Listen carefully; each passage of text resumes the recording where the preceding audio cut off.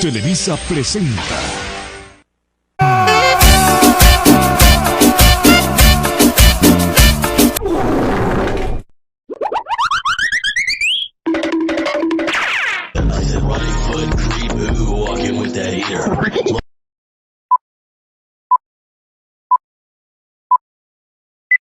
Today, Friday 25, I'm going to be talking to you about one of the most important topics nowadays. Movies, but not any kind of movies. I'm going to be talking to you about the most famous movies in 2022. There had been 130 movies premieres, in which the most famous from the 130 movies are these 6. The Batman, released in March 4th, directed by Matt Reeves. Thor: Love and Thunder, released in July 6th, directed by Taika Waititi. Everything Everywhere All at Once, released in June 6th, directed by Dan Kwan, Daniel Scheinert. Doctor Strange in the Multiverse in Madness, released in May 6th, directed by Sam Raimi. Top Gun: Maverick, released in May 27th, directed by Joseph Kosinski. Black Adam, released in October 20, directed by John Collette-Serra. These 6 movies were the most expected and also the most well received by the audience, and the movies that had the most box office sales. I ordered the movies from the most well received to the least well received as from the audience. Top Gun, to be 96% in Rotten Tomatoes. Everything Everywhere All at Once with a 95%. The Batman with an 85%. Doctor Strange in the Multiverse of Madness with a 74%. Thor: Love and Thunder with a 64%. Black Adam with a 39%. These statistics were taken from the Rotten Tomatoes official page. So, we already saw the releases in 222, but 4 of 6 of these movies had superheroes in the film. Several movie directors talked and criticized this. For example, Quentin Tarantino, famous director for directing Pulp Fiction, Once Upon a Time in Hollywood, and Killer Bee, accused Marvel of not creating star movies. In Quentin Tarantino words, part of the Hollywood Marvelization is that everyone has become famous for interpreting their own characters and not because of the actors themselves. Another example is from Martin Scorsese, that in his word he said, "Marvel doesn't do movies trying to express emotions or physics. What they do is like a roller coaster. That's not a movie trying to express emotions to another person." Hey, I'm Malo Tinoco and I'll be presenting our next news. It is very important since it has greatly involved people's lives and tensions between countries. In this case, it is the war of Russia and Ukraine. It all started when Russia decided to start a military operation on Ukraine to annex some of its territory. They managed to annex the region of Crimea, but they didn't finish. Until the end of 2021, the US reported some unusual troop movements by Russia near the Ukrainian border. After this, the US and other European countries threatened Russia to cut off economic trade with them, affecting Russia's economy, only if Russia decided to invade.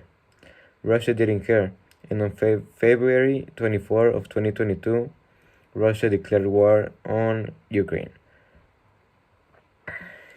Russia started to send missiles to Ukraine, and then when they were weak, Russia crossed their army through the border and started attacking and annexing cities.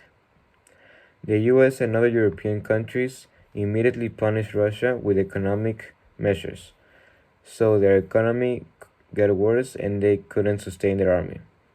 The president of Ukraine, Volodymyr Zelensky, asked NATO if they could join them, but Ukraine didn't get accepted, so Russia proceeded with attacking harder. Russia and Ukraine continued to fight for months until on September 30, the president of Russia, Vladimir Putin, announced to the world that they succeeded. They had annexed 4 regions of Ukraine, which were Donetsk and Luhansk in eastern Ukraine and Kherson and Zaporizhia in southern Ukraine, which means that to this date, Russia now has control of 20% of Ukrainian territory. Thank you. Talking about sports right now, there's an investigation going on Hans Niemann for cheating allegations against Carlsen Magnus. After Hans Niemann won over Carlsen suggested that Niemann could be a cheater. To these allegations, Niemann answered that he had cheated but only twice in his life, when he was 12 and 16 years old. After that, the Wall Street Journal said that Niemann likely received illegal help in at least 100 games. That was based on a study conducted by the online platform chess.com. That site uses cheating detection tools such as analytics that compare the moves by the player to engines capable of beating even the best of human players. The Wall Street Journal also said that Niemann privately confessed the cheating allegations, which caused him to be temporarily banned from playing the site. Even after the article was published, Niemann decided to sue Carlsen for false allegations, saying that it was practically impossible to cheat in a number game. Meanwhile, there's an investigation going since it's suspected that he uses a Bluetooth device with someone telling him the answers in any sort of code. Good morning, everyone. Our next news is still about sports, as my team Argentina already did. But I'm going to talk specifically about Argentina and the World Cup. I'm going to talk about the recent game and other facts. So don't go anywhere, because this is going to be really interesting. The Korean Argentina team lost 2-1 to RSV. Their lineup was composed by Emiliano Martinez, Nahuel Molina, Cristiano Romero, Nicolás Otamendi, Nicolás Tagliafico, Ángel Di María, Alejandro Gómez, Rodrigo de Paul, Leandro Paredes, Lionel Messi, and Lautaro Martinez. A lot of big names in the squad, but no one could really do anything to their event so easy. We played them perfectly. This result could already be considered a favor to our Argentine team due to their different names and players. But there are still two matches to play, one against Poland and the one against Mexico. Both teams have strong players. It will be difficult to Argentina to get to the quarterfinals of the World Cup. They also have a chance of qualifying due to Mexico vs Poland draw. Let's see what they come up to. So, who asked questions? Do you think we'll qualify, or do you think we'll be the deception of this World Cup? In every World Cup, there's always a team that has enough expectations for winning and gets disqualified in the group stage. Could that be Argentina? If they're still in Germany, you should be watching the game with target between Mexico and Argentina at 11 a.m. They already need to win this match. If they don't, it's probably game over for Argentina in the World Cup. Thank you very much. The following news will leave you surprised. Entering the category of celebrities, we're going to talk about the controversy caused by the famous pop singer Shakira. She was accused of having very heavy debts from not paying taxes. The Colombian singer was accused of defrauding Spanish treasury of 14 million. A Barcelona judge on Tuesday ordered the singer Shakira to stand trial from evading 14 million of taxes in Spain.